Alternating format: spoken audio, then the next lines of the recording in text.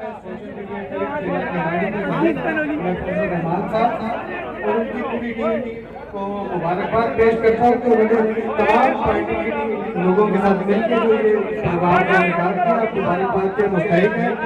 آپ کو اس حلقے سے پہلے بھی آپ چیئرمین قوم سے ملتے ہیں.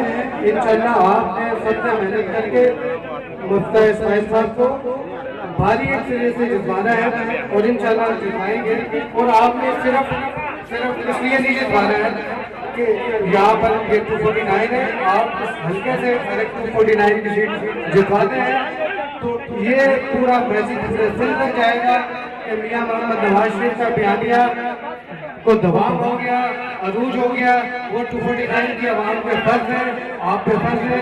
یہ جنہ ہزارہ کالونی ہے، ہزارہ والے پشتون پنجابی جتنے بھی لوگ ہیں وہ بہت محبت کرتے ہیں میاں محمد نواز شریف سے. 29 اپریل کو آپ نے ثبوت دینا ہے کہ ووٹ بھر کا بیانیہ عروج میں ہے کراچی میں.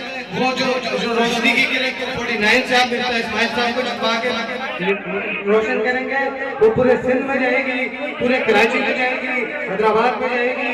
اور پانی کا مسئلہ بھی جو اسماعیل صاحب ہر میٹنگ میں کہتے ہیں کہ وہ بنے گا انشاءاللہ، اور وہ پانی کا مسئلہ حل کروائیں گے.